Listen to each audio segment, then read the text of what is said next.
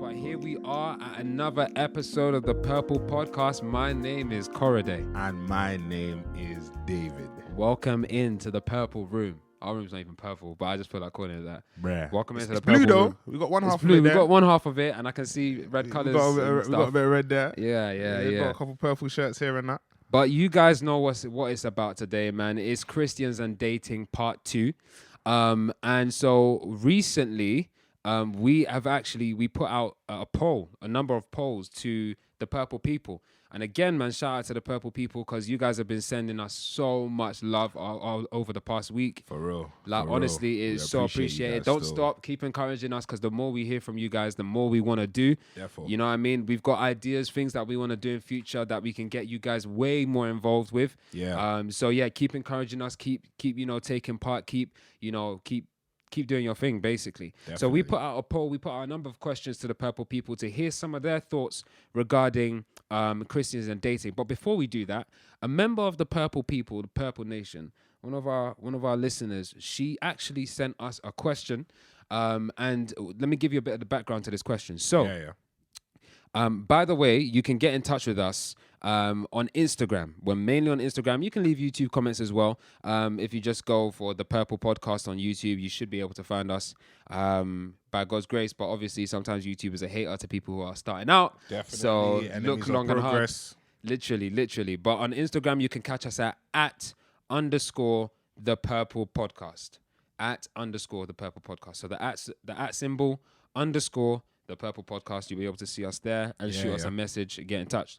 So she asked us a question, and the background to this question is that I basically asked a question saying, do you call people, especially for Christians, do you call people of the opposite sex bro or sis? Here's my thing. I just wanted to combat that first. Like, for me, I don't go around calling people sis. That seems a bit. It seems a mad bit cringy, corny, bro. Bare corny. This is what I was cringy. saying. Like, it's just, what's good, sis? What's good? Oh yeah, that's dead, bruv. That is dead. I only have one blood sister, and that's just how it is. Like, and I think for me, I don't call my blood. We don't call her. We don't call our blood sister sis. No, we don't even call her that. It's not natural to do that. We just call her by her name. Yeah. Do you know what I'm saying? 100. And even culturally, like, it's culturally the norm to call your male friends bro. What's good, bro? What are you saying, bro? How are you doing, bro? Oh, hey, bro. How are you doing? As for some people who are not maybe part of the culture. But there are people in the culture who speak like that. But then even at that, like, especially in recent years, like, I'd say, like, for the last 6 months, let me say 6 months, everyone just calls everyone bro. Like, even girls call, guys call girls. People know me in uni. I will call every girl bro. Everybody's bro, fam. Because everyone's gang. Do you see what I'm saying? Now watch this, because this is exactly what... What's this? This is exactly what... I can't help it. This is exactly what she was basically asking from her question. So I'm just going to read it out. And shout out to you. Thank you so much for sending this question in. Thank you for listening to our podcast. Big up yourself 10 times. We love you. Real good. I have a question as well. So this is what she said. How about those guys that refer to women as man? Right? E.g., nah, man, it's awesome. Nah, you got to go see it. Yo, man, that's amazing. Nah, man, you're cool, though. Why exactly do they call us females man? She then went on to say, I think it is an English thing. I think it's an English thing as well.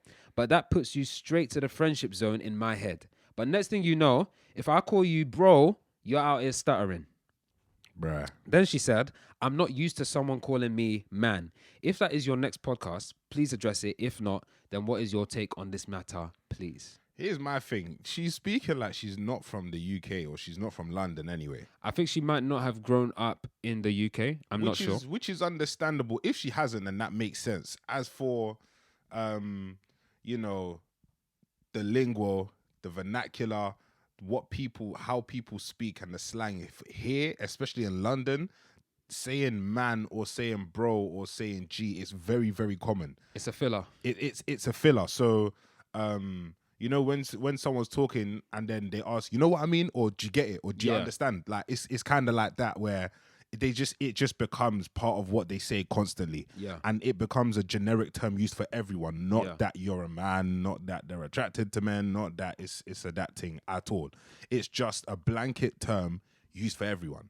Okay. But now here's the interesting thing. She raised a point. She said, if you call me man, you'll just say, what's good, man? What are you saying? Are you good, yeah? Yeah. But if I go to you and say, oh, what's good, bro? What are you saying? That's what if she says that to guys, now the guys are stuttering. Now the guys are like, oh, why is she calling me bro? Like, she's trying to say she's not interested.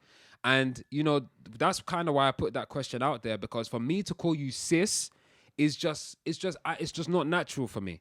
But then I feel like there are some times, because there are some girls who it's their character to call you bro. Like, they're the auntie. Do you know what I'm saying? Or like they call everybody bro. I get it. But then there are some people who they'll call you by your name, and then randomly one day they'll just be like, oh, I really appreciate that, bro. And I'm like, wait, why are you calling me bro? Yeah. Do you think I like you or something? Like, I feel like you're trying to bro zone me when I don't even like you. Yeah. Do you feel what I'm saying? I hear that one still. Do you feel me? I hear that one still. And it kind of brought up the whole thing of like, yo, bro and sis. And here's the other side to it. Bro and sis, at least in the UK and London, it's like the universally accepted rule that if you call somebody of the opposite sex who's a male bro, or somebody of the opposite sex who's a female sis, you are making it very clear that you are not romantically interested in that person. That's the ultimate friend zone. Like, it can't get deeper than that. Literally. The worst you could... The only way it could get worse is to say, I love you with the love of Christ, bro. You're like we said on the last time, you've always been my brother and you always will. That will never change. Affirmative bro zone, that. Which is almost backhanded, Do you feel what I'm saying? You sisters, you know what I'm saying. Fam, you don't know what you're doing. You know what you're doing. And the thing is, guys do it as well, just to be on the safe side. Yeah. So just to kind of address this question, as my brother said, like the whole, oh, what's good, man? It's just that it's just a filler. It's not necessarily indicative of, their romantic intentions for you or the lack thereof. Yeah. If they come and call you, oh, what's good, bro? That's a different thing. But even then, there are guys who are very attracted to their female friends. And that was one of the poll questions. We're going to get onto it. Yeah. But there are guys who are very attracted to their female friends, but they're also really good friends with them. And so they'll be like, oh, what are you saying, bro? And they'll like joke around to basically say, oh, you're one of the guys. Even though you're a girl, I treat you as though you're a guy. Like you're one of us. That's how close we are. So even that happens. But so that's what I would say. I would say that when it comes to man, it's just a filler.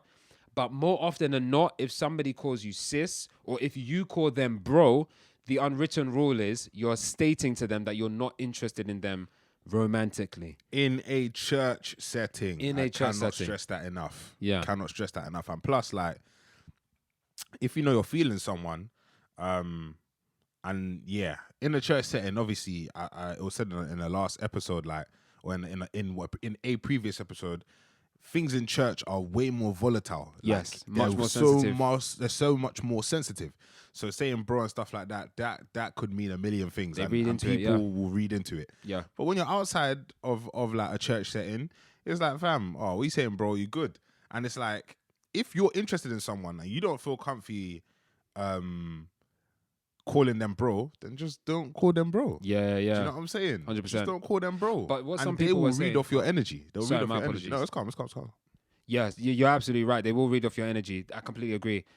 Two things. One, I was going to say that a lot of girls were saying that and guys too, it's like, no, I have to use bro. I have to use sis because if I don't, these guys are going to get too excited. Yeah. And my belief is like, as we've said before, even if she calls you bro, but you are really that interested in her, still shoot your shot. Still let her know that you're interested in her and you want to be more than a bro. Down the line. Yeah. Because there's a church setting and you can't be so explicit. And even if it's a lust thing, you shouldn't be going for that anyway. But that's another one. We'll go into that later. But sticky one. but yeah, man. So if you're interested, still shoot your shot, even if they say bro or whatever. But that's what they were saying. That no, I have to say bro because if I don't, a lot of people will take my kindness or they'll take my jovial personality as romantic interest in them. Yeah. Which makes absolute... It's fair enough. Do you know what I'm saying? But the question I have for you, just before we go into the poll questions. So I hope, by the way, that answers your question. So just to be clear again, man is just something that everybody says.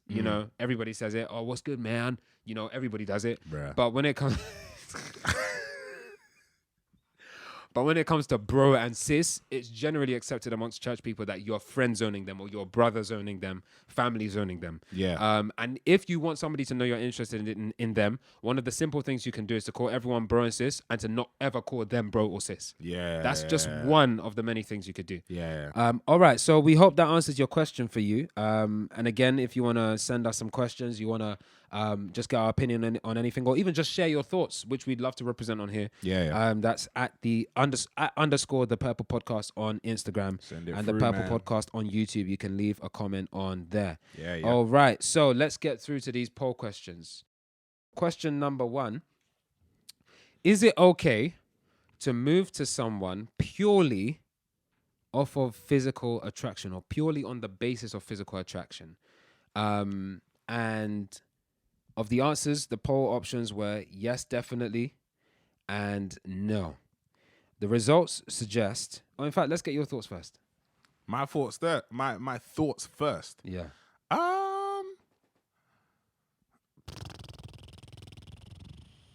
Nah, man. There's got to be physical attraction there first. Okay. There's got to be. There's got to be. I genuinely believe. This is gonna make my answer that I just gave sound like cap. You know what? What do you mean by sound like I'm cap? defected to the other side. You don't have to be physically attracted to them. Somebody could have all the qualities, but you're not physically attracted. But then because you're speaking to them, and you're gelling, you guys are spending time together, you end up falling in love with that person, and then their attraction follows. Yeah. Do you see what I'm saying? Because I feel like that has happened. It's been happening. It's still happening. It's still happening, and it will continue to happen until Jesus Christ returns. Amen and amen. So I definitely yes, it is. It's possible. It's possible. But again, no.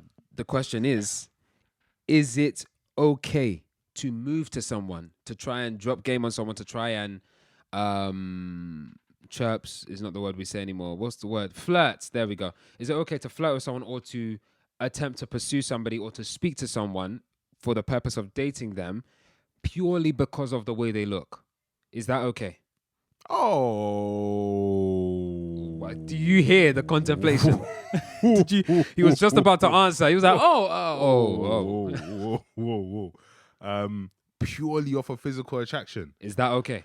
No. That's extremely unwise. Extremely unwise. Why do you say that? I mean, bro, you know what? I'm just gonna say this one thing. If you've got an African parent, they've or even a Caribbean parent, they just have a lot of old adages or old sayings that are very wise. My mum always used to tell me, not everything that glistens is gold. And not everything glistens or glitters. I heard glitters. Glitter, and not anything that shines is gold, innit? But I just need a G there to make it sound sick, innit? So not everything that glistens is gold. That's what I'm gonna say. Like, are you saying glistens or glitters? Glistens. Oh, okay. Glistens. Not anything that glistens is gold. Do you know what I'm saying? And what that basically means is that you could have a girl, she could be your dream, ideal girl, flat stomach, big nyash, big breast, like that's only a society standard, by the way. What to society standard?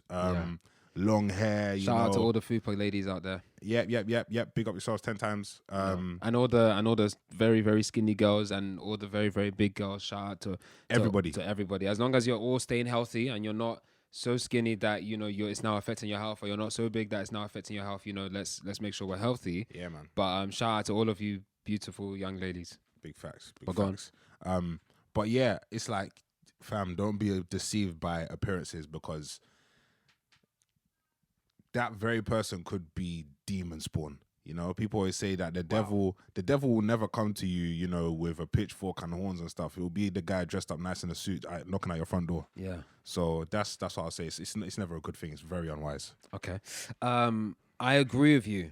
My personal opinion is that it is not good for you to, I think, go for somebody purely on the basis of how they look. Yeah. Like literally go up to talk to them purely on the basis of how they look for the reasons you've mentioned. Yeah.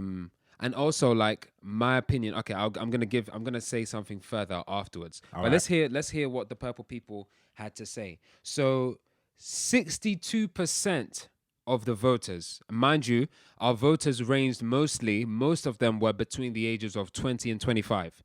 There were a few who were under 25, a few who were older 25, but most of them were between the ages of 25 and 20, and they were male and female. Yeah. All right. So 62% voted that yes, it is okay for you to move to someone purely on the basis of physical attraction. Now that's fugazi. 38% said no. Of the 62% that said yes, the majority of the people who said yes were girls. Oh my that days. That is interesting. Yeah, that was mad.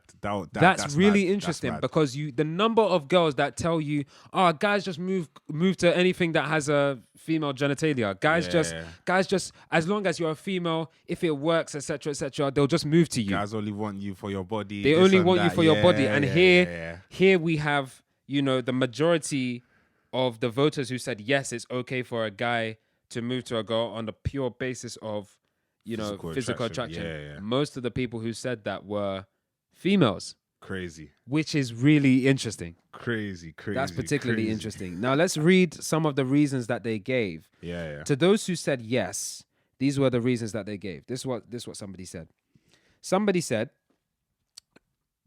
if you're talking about chatting to a girl on the street, then of course it's absolutely fine for you to move to somebody who you find physically attractive off the basis of just that. Yeah. So that sounds like the person is saying context. That was a guy. Somebody else said, you see what you like, then talk and see if it contains what you like. Yeah. That was also a male. And that's a good point. I do understand that. Another person said, it's the first thing some of us see. So it's natural to lean towards that. Yeah. It's the first thing That's we a see. fair argument. So Yeah. nature. So, okay. Then somebody said, you can be attracted to someone and move to them, but getting to know them is what reveals more. Yes, true. But the person is acknowledging that it's okay for you to just be physically attracted and move to them. Yeah. And somebody else, a female, actually said, how else did Jacob know he wanted Rachel? Now, for those of us who aren't familiar with Bible history, there was an individual called Jacob, and I'll give you the whole story because it's mad. But there was an individual called Jacob. His brother was Esau. He ran away from Esau because he stole Esau's birthright, which was a blessing. And, essentially the father would bless you, would say positive things into your life by the power of God. And you'll just find that all those things would begin to happen in your life. And those things happened in Jacob's life. So shout out to the power of the blessing of the fathers. Anyway, and we have been blessed by the one true, the ultimate father, God, but in the name of Jesus. Amen. So Jacob was blessed by his father, Isaac. And so Jacob ran away from Esau because Esau was like, you took my blessing, I'm the firstborn, it's my blessing. You stole it from me, I'm gonna kill you. And so he ran away and eventually fully justified in my opinion. Fully justified because that's a mad move. He done it That's dirty. a mad move. But Jacob in all was honesty, a sly guy, bro. Esau sold his birthright. He was also a very silly boy. He sold his birthright for just for a bowl of food, for some bread, for some food, for a bowl of soup. You know what I'm saying? And the Bible also makes comparisons to people selling their anyway,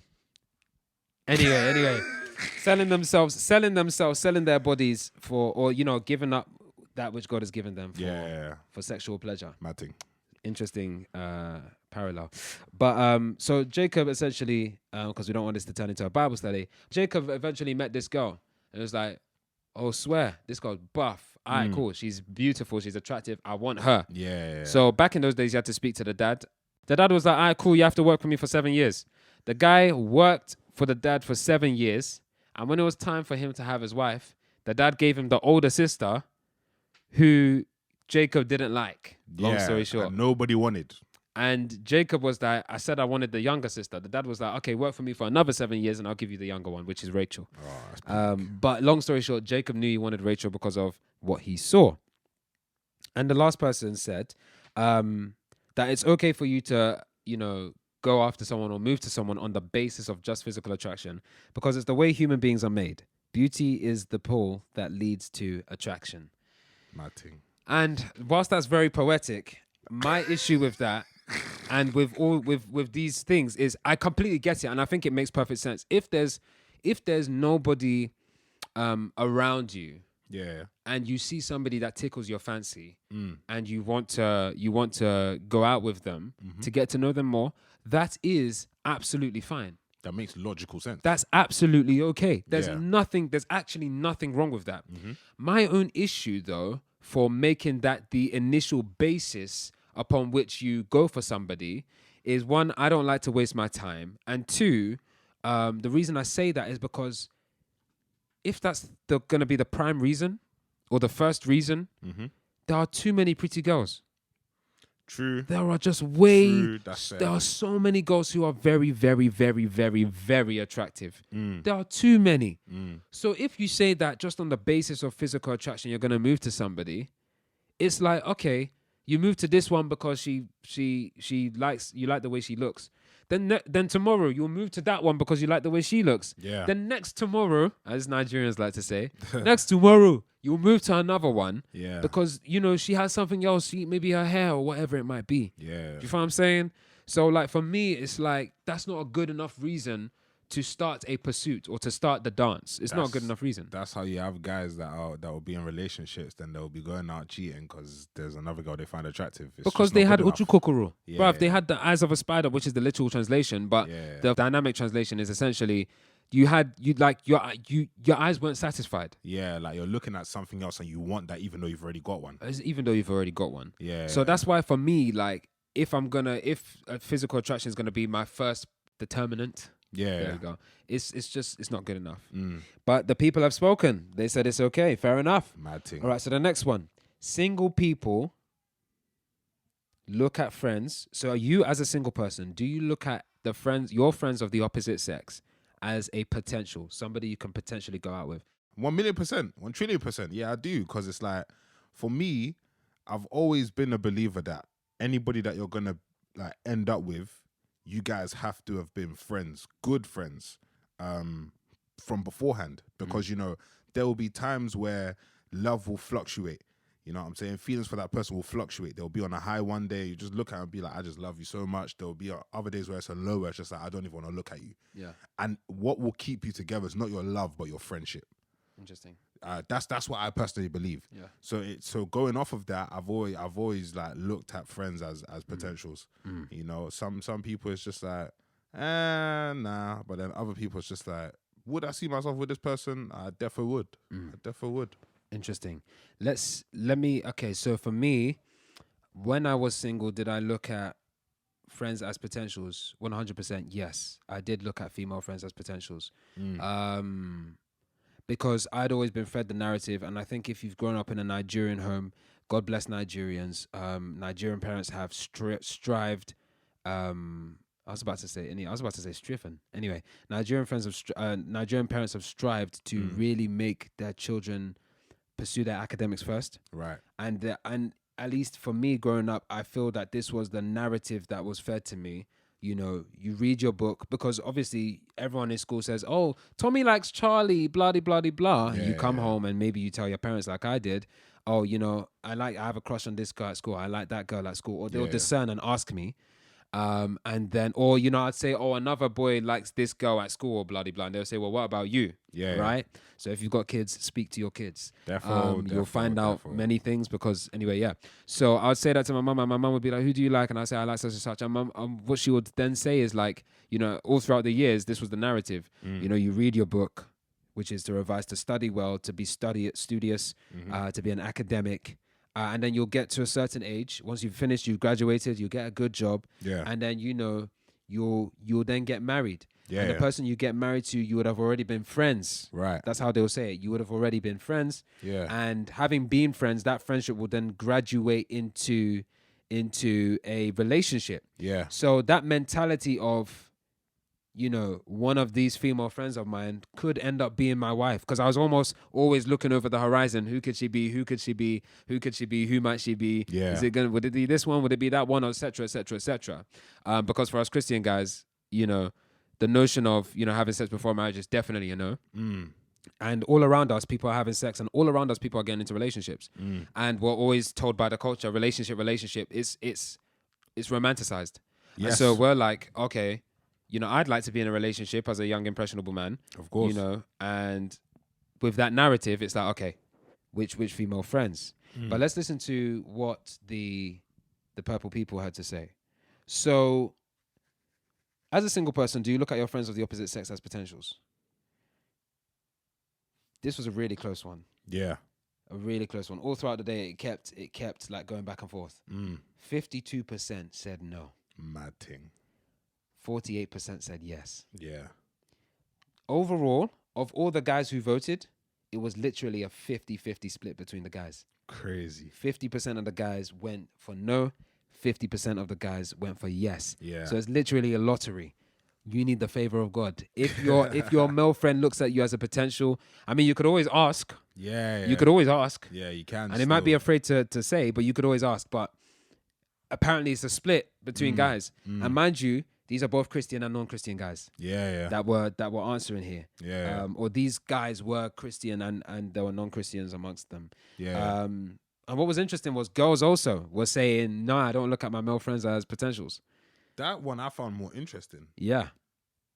That one I definitely found more interesting because with girls, you'd think they'd go for someone that they know. Do you know what I'm saying? You'd think, because I feel like it's easier for guys to approach a random girl and be like, all right, cool, yeah, I find you attractive, raw, what are you saying? Are you single? Cool, you're single.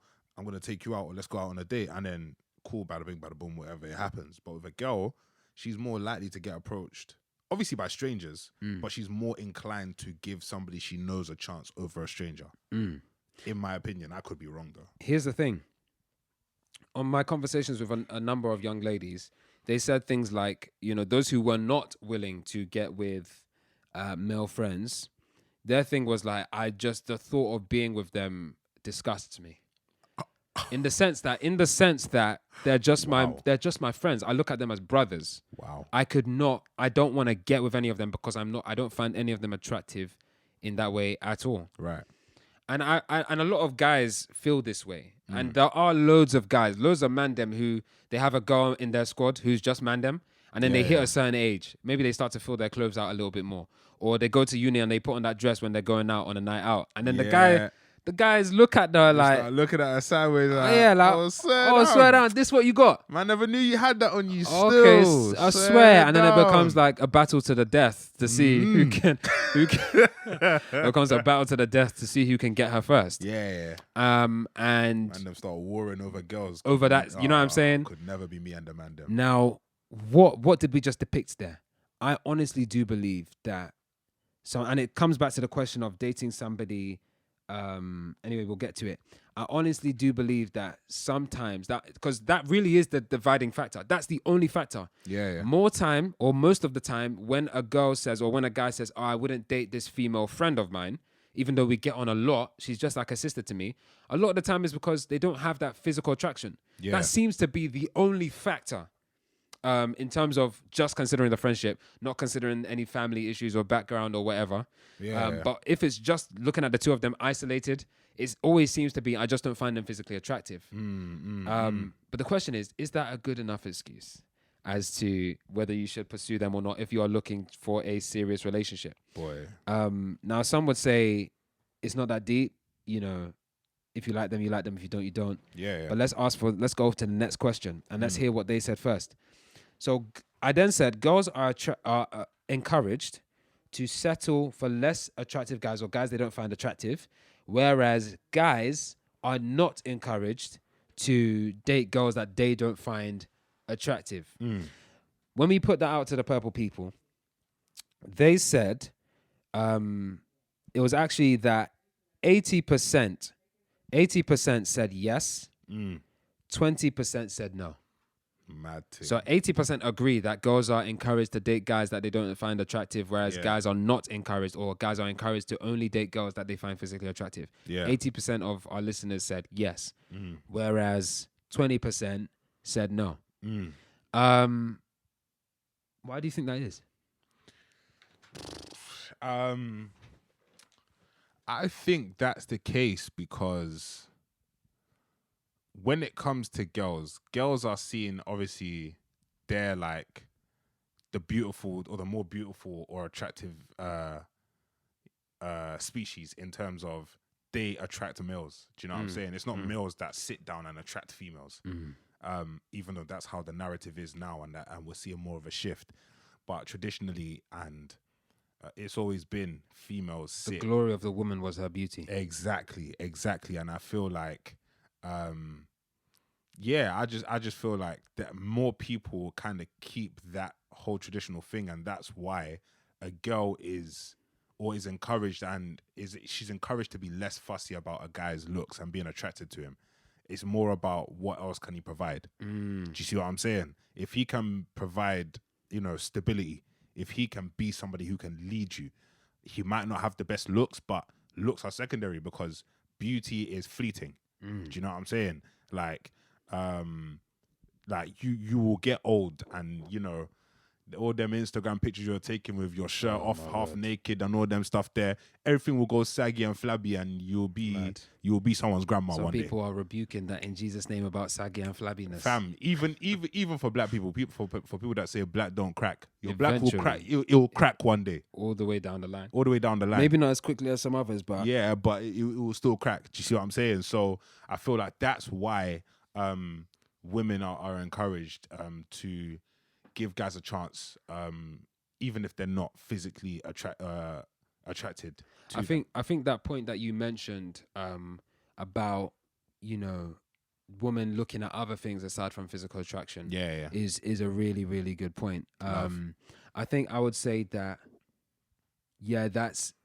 that's true, but I also think that there's more to it than that, in that maybe girls don't really necessarily have as many male options to choose from.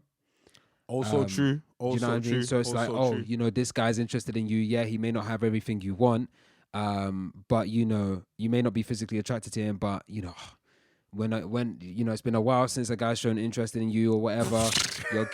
Come on. You're getting older now. True. Yeah, do you know what I mean? Like, there's that pressure, and especially with the whole timeline thing. You're getting older. Your body clock. Your biological clock is ticking. He can provide. He can do this. He can do that. He's got a stable job. He's got a stable money. job. He drives a nice car. He's from a good family. Give him a chance. And then on top of that, it's the fact that a lot of women, older women, are looking back to the younger generation and telling them that we did what you were doing at your age.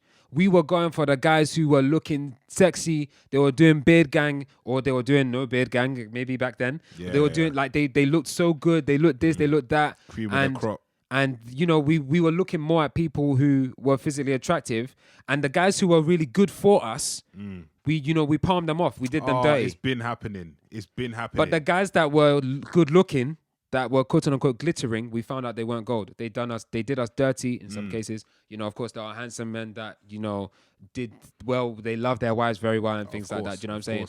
But a lot of older people are looking back to the younger generation and saying maybe some of the physical things that you care about right now are not actually what you should be caring about. Because 20 years down the line, you would rather have somebody who you don't think is the buffest man in the world, but he's a good husband and a good father. Rather than somebody, and for the Christian, a God-fearing man, rather than somebody who has all the greatest looks in the world. Do you know what I'm saying? So there's that as well. That's a really good point. That's a really good point, because I feel like a lot of people that I know or that I've spoken to in the past, they've always said, like, let's say their dads weren't in their lives or whatever. They don't really live with their dads and stuff like that. They don't have a relationship with their dads. They always tell me stories about how, like, their mum used to tell them stories about their dad and stuff like that. And the common theme is that their dads were always players. Yeah. So they were the F boys of back that in those generation, times, just chopping girls left, right, and center. Chop girls means to have sex with girls left, right, and center. Clapping cheeks, clapping bare cheeks, like. But yeah, it just seems to be a common theme. Yeah. Which is crazy, because then when you see how it plays out, it's just like history is repeating itself with our generation. Another one of our Purple Podcast listeners said a really interesting point, and it kind of touches on what you were saying before. Yeah. About how girls have not been told to prioritize the looks of men. Yeah. And men have not been told to even prioritize their looks. Now we're seeing that change a little bit, and let's be careful that men don't become particularly black men become these metrosexuals that are just all about, how do I look? Like, oh my gosh. Let's pray that that doesn't happen, because that's happened to some other anyway. So Because it's all about beard gang. I call you're funny. It's all about, you know, what's my hairline? Oh, you know, I need to wear a do-rag because I'm looking mad. It's like, bro, calm down. I'm trying to get these waves. I want to get these people drowning. Like, calm down. Calm down. My drip is anointed. Calm down. What was it that they say? This ain't a skill, it's a talent or something like that. Bruv, My drip is a talent. My drip is a talent. Oh, and you know, all this stuff is hilarious. It's entertaining. And you know, we get a kick out of it. We of course we love it. But you know, we don't want it to become, you know, the be all and end all. And what I'm trying to say is that typically, traditionally for guys, you know, their looks has not what's being glorified as, you know, this is the glorious man. Yes, he may be handsome, but he's got a good job. He's making tons of money. Stability has been praised more over looks when in regards to guys. Maybe he's a bit aggressive or whatever it is. He's other traits. He's that guy. You know, it's other things that they're looking for. Whereas for the girl, it's more like, oh, traditionally, she can cook, she can clean. You know, she's caring, she's loving. She's also very beautiful or whatever. Do you know what I'm saying? So somebody mentioned, one of our Purple Podcast listeners said that, you know, if you turn it the other way round, that let it be that guys have been encouraged to go for girls who are not necessarily financially stable, but girls have been discouraged from going for guys who aren't that financially stable. You'll find that it'll swing in the other direction. Where they'll say, oh yeah, guys, you know what I'm saying? So yeah, maybe that Purple Podcast, that, you know, the member of the Purple People, maybe he's right, that if you switch it the other way round, you'll see it swing the other way for men. But here's a question for you before we go on to the last two polls. Is it possible to even date someone you don't find attractive? Yes. It's possible to date such a person because that you don't find attractive. What do you mean by don't? What do you think of when I say don't find attractive? So for me personally, I think don't try to find attractive is I look at you and I would not want to have sex with you. Mad. That is what I think, because as a man, yes, I'm a Christian, but as a man, on primal instincts, you look at a lot of people and things that guys, they'll never admit it to girls, but things that guys always ask themselves is when, even with female friends, they'll always ask themselves, would I have sex with her? And you, females, I'll use Corridor's words, watch this. I think that's the West's language for preachers, man. That's the preachers' languages in the West. Printed on the shirt still. What's but this? Yeah, ladies, listen. If you were to ask your guys, if you gave them the opportunity to have sex and the opportunity was there for them, and ask your male friends that have said, oh no, I don't see you like that. You ask them that question, I promise you will receive some shocking answers. I feel like when you are not physically attracted to someone, it gives you this, or you can focus on just getting to know that person. Do you see what I'm saying? So when you're not attracted to someone, having the conversations that you'll have with them is different. You'll genuinely want to know, okay, so what's your name? What do you do? Like you genuinely want to know about that person, and then the attraction can develop afterwards. So for me, is do you have to be attracted to someone, sexually attracted to someone to move to them? No. Not at all. I hear that. I think for me, I think it's a bit more complex than perhaps the question alludes to, because I think that there are, for us guys, let me quickly break this down, and I'd love to break this down maybe in more detail in the future. But how attraction works for us guys, for the most part, this is not entirely true, but how physical attraction, like this is not all it is, sorry. But how physical attraction works for the most part for us guys is that for a lot of it, not necessarily all of it, there is a such thing as somebody who's aesthetically pleasing. She looks like what the society has heralded as the paragon of beauty. So for better or for worse, the light-skinned girl with the, you know, she's not too tall, she's not too short, maybe a little bit, she's shapely, curvy, but she's not too big. Do you know what I'm saying? And she's got, you know, is it 3C hair or 2C or like loose curls, and she's got light eyes or something like that, and she's mixed race or something, and you know, you may not necessarily find that sexually attractive, and a lot of guys do, just because that's become the standard of beauty for black women. That's what's glorified. And they're just being sheeple and just following that. They don't actually necessarily find that attractive. Speak on it. But you might have that girl, and you might look at her and say, every time you look at her, you just want to smile, because you're actually so pretty. Yeah. But I wouldn't want to sleep with you. You don't actually sexually attract me. Yeah. On the other hand, so that there is aesthetically pleasing where you can just look at it and says, this looks nice. Yeah. But on the other hand, for guys, there's also this whole thing of, what they find physically attractive is very tied to sex. It's very tied to sexual attraction and arousal. Yeah. And so how it works is that typically guys are not sexually attracted to a person. Yeah. A lot of the time. You eventually get that as you get to know the person. Yeah. But most of the time when we talk about physical attraction, it has everything to do with whether you possess the features that sexually attract them. The features that they find sexually attractive. So that may be for something like the question in the past, are you a bum guy or are you a breast guy, for example? They're talking about features that sexually arouse them that sexually attract them. And so I think it gets even more complicated than that in the sense that you have sexual attractors or you have physical attractors, you have physical detractors. So things that remove attraction from you. If I see this, I will not be attracted to this person. Yeah. And then you've got the in-between where it's like, this doesn't really do anything for me or against me. Like I don't really feel anything about this. Yeah. You know what I'm saying? And so I think that where somebody possesses physical detractions or detractors, for example, things that you see and literally are a turn off, it will be hard for you to want to pursue that person. Yeah. Where somebody is neutral, like a friend, for example, they might possess the features or they might possess the features in some level of abundance, but not enough abundance for you to really, really look. Right. Or perhaps they don't present it in a way that allows you to look or to see it.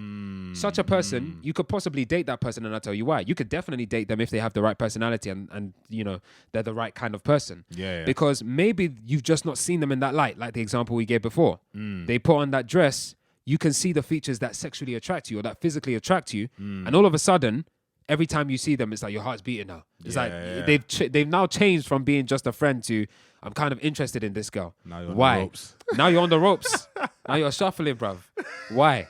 Because you've seen the features that you find sexually attractive. The features that pull you in. That's a great Does that point. make sense? Yeah. And so when we're saying, I don't find him sexually attractive or I don't find him attractive, a lot of the time is sexual, by the way. Yeah. Because you can acknowledge, bro, you're killing today, but you're not physically attracted to him because he doesn't possess maybe what you find sexually attractive or whatever. Yeah.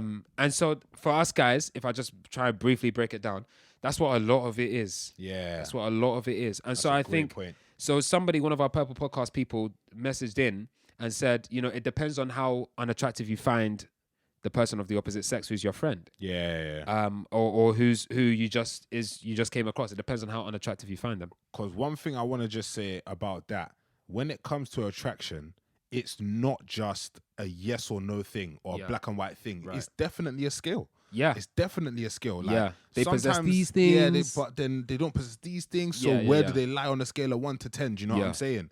So like some you might see somebody as like a 5 or a 6 on attraction. And somebody like that, once you get to know them, just because you've got to know them and now you've seen what you want to see, that could push them up to a 7 or an 8 or a 9. Yeah. Do you see what I'm saying? Like it's very, very subjective and it's on a case to case basis, person to person. It changes and it differs greatly. And non-physical attractors can affect physical attraction. So for example, what I mean is that if you see there's somebody that you're not really interested in, but you have conversations with this person, and the content of your conversations is always quite sexual. You're not flirting with one another, but you're just finding out what each other like. The more you know about that person and that area of their lives, if it ticks the kind of boxes that you have in your head concerning the kind of experience in the bedroom you want to have, you might just find yourself becoming more attracted to that person.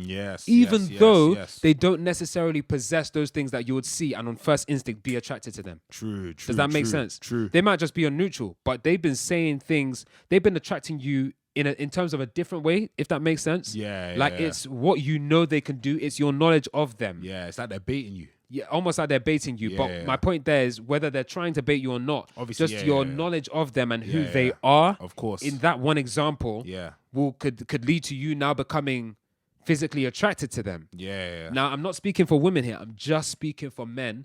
And this is what a lot of men's experience is. And last thing I'll say on this before we move on to the next poll question is, we say, physical attraction. And we often like to say women have a lot more power than they think they do. I've said it before, and this will trigger some people.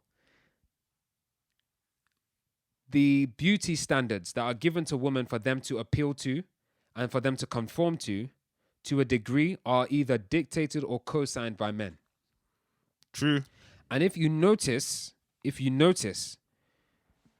it's very sexual. Yeah. It usually features the presentation of those features that attract men. Yeah.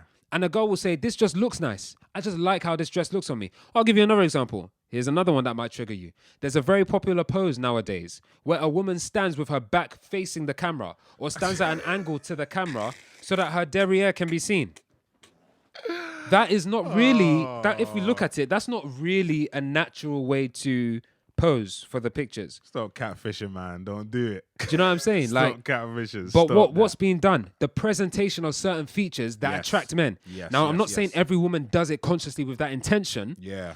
For a lot of women, it's just amplification. They see their friends doing it. Their friends get a lot of love for doing that, so they do it as well. Sheeple. And they think they look good because of it. But in actuality, what it means to look good for a lot of women is actually to look sexy to men. And they now wonder why they get a lot of attention. But we're not even going to go there. We're not even going to go there. Listen, if you want us to break it down, if you want us to break it down and give our thoughts on it, Cody's got his foot on people's necks. Listen, this is my opinion. Yeah. But I also think it's hard to disagree with. Yeah. There may be other aspects to it that I haven't covered. And like I said, it's just a brief breakdown. We can break it down later. Yeah. But, this is a thing. Yeah. Anyway, the next poll question. Bruh. The next poll question. Yeah. So, it's not every day date for the purpose of marriage. Sometimes have fun. Here were the results. On one result, exactly in agreement with the statement, exactly don't make it deep. It's not that deep. That's in agreement with the statement. 20% voted for that. On the other hand, it is I can't lie, it's deep still, which is disagreeing with the statement that it's not every day date for purpose. No, these people are saying you should be dating for the purpose of marriage. The percentage was 80% who voted for that. Landslide. It was a landslide. And actually, of all the guys who voted, 67% of guys said that they should date for purpose. In that, so 67% of that. Of all the guys, of all the guys that voted. Okay. 67% of all the guys that voted, voted for. There should be purpose. There should be purpose. Yeah. Whereas, and all of these guys were Christian, interestingly. Yeah. Whereas on the other hand, only about 1/3 of the guys who voted saying it's not that deep, stop, is like, let's just have fun. Yeah. Only 1/3 of those guys were Christian. The rest were non-Christians. So I think being Christian or not Christian has definitely influences whether you feel like you should be dating for the purposes of marriage or not. Yeah, it does. What do you think of that? Do you think one should be dating? I feel like it does. Sorry to cut you. I feel like it does because for me, in general, Christianity just has more of an emphasis on and more of a significance on marriage. Do you know what I'm saying? And especially the Bible doesn't advocate for us to be toying with girls' feelings. So, if somebody calls themselves a Christian and, they're just breaking girls' hearts left, right, and center, the Bible doesn't advocate that in any way, shape, or form. Absolutely. At all. Yeah. And therefore, guys have the mindset of, I'm not out here to waste a girl's time. Yeah. Like, I just want one girl that I'm going to be serious with, and then it'll progress to marriage, and that's it. Happy ever after. Do you know what I'm saying? Absolutely. So yeah, Christianity has a very big role to play in that. 100%. And yeah, I completely agree with you. There. And moreover, like, again, sex outside of marriage is like essentially it's forbidden. Don't do them things. Those who live that lifestyle will not inherit the kingdom of God. That is what the Bible says. Black and white, my guy. Whether even if you call yourself a Christian, by your works, you're showing that you're not a Christian. By your works, you deny him. By your fruits, you deny him. You deny Jesus Christ. So, fornication, which is sex outside marriage, or sex before marriage, adultery, sex outside of marriage, forbidden. Yeah. And so, of course, there will be like not a clamoring, but there'll be a desire for marriage. That's not the only reason people are getting married. We know, yeah, purpose within marriage, but you know that's why people would rather get married. And also, like having sex with a number of different partners is actually bad for you.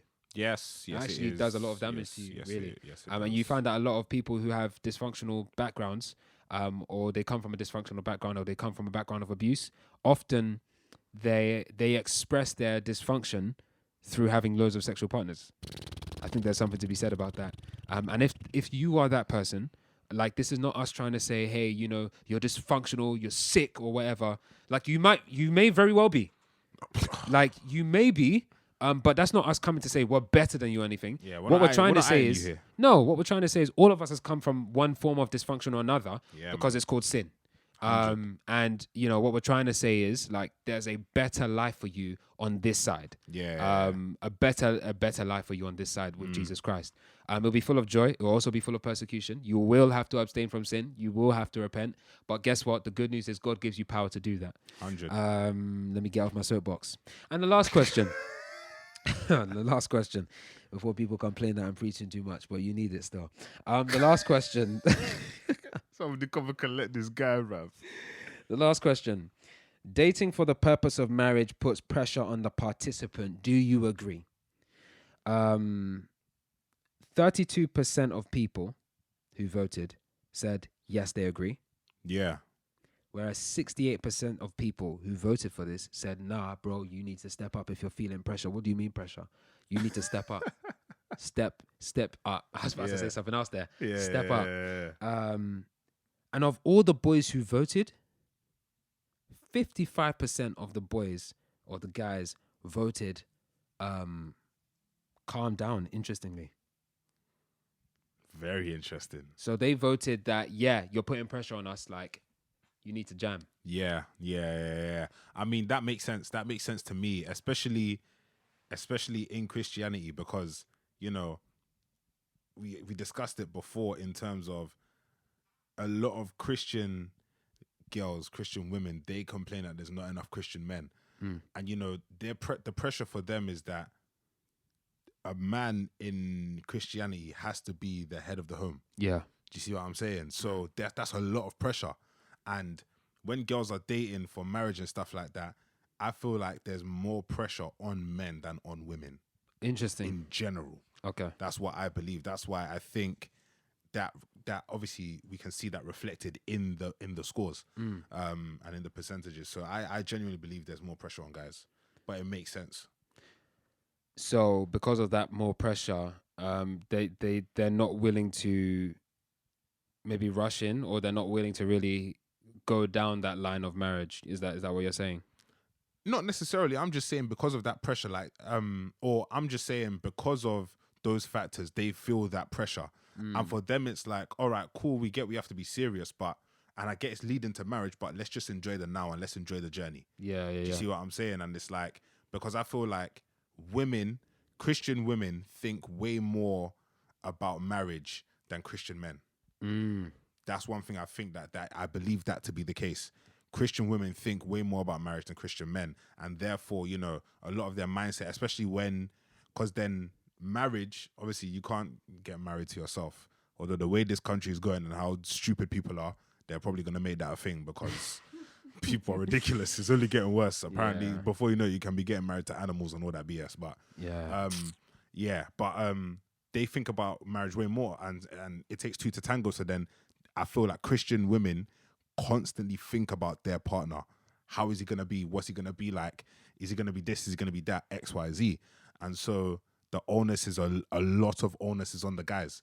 So when a guy will meet a Christian girl, like she could just clot him with all of this expectation she has. And the guy is just like, yo, like, I just met you the other day. Like, I'm just trying to get to know you. Like, why aren't Christian guys then, if that is the case? If that is the case, why aren't Christian? Why is it that why aren't Christian guys also prepared for marriage? Why are they not also like told to, you know? I mean, here's my thing, and this is me generalizing. But a lot of guys that I know. Let me talk for me, myself, personally. A lot of guys that I know don't have dads in the house. Okay. And I feel like, cool, some people say, but then the church is meant to, or men in the church are meant to prove or are meant to be a good example of what a man should be in the house.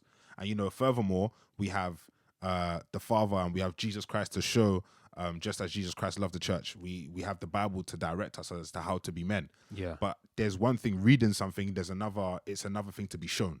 Yeah. Do you know what I'm saying? It's another thing to hear words from people that are currently in that position. Yeah. And because of that, I feel like guys may not necessarily feel equipped, because being the head of a home is a lot of responsibility. Right. Not only physically in terms of bills and stuff like that, but spiritually, even, which is arguably more important. It's a lot of pressure. Do you see what I'm saying? And as to whether guys are ready for that, I don't know. Because like I said, the onus is on them, not on a woman to be the spiritual head of the house. Yeah. Do you see what I'm saying? So there's a lot of pressure there, in my opinion. And that's a good point. And I think in addition is the fact that, like, we have to remember who was this survey taken amongst. Yeah, of Again, course, of the course, age, of course. Most of them 25 to 20 to 20. Yeah, Most of them were we need to 25 look to at- 20. Yeah. And, you know, apparently the data seems to suggest, not our data, but data in general, for dating in the UK, marriage, weddings in the UK over the past maybe 30, 40, 50 years, seems to suggest that guys get married at a much older age. We're talking around the 30 mark. 30, 32, 33. Whereas girls will be getting married at 25.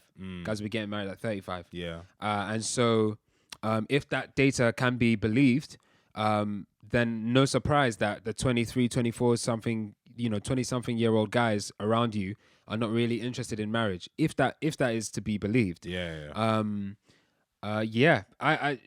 that's not my thing, because, by God's grace, I want to be an excellent father, an excellent husband. You know what I'm saying? And I'm not trying to commit fornication at the same time.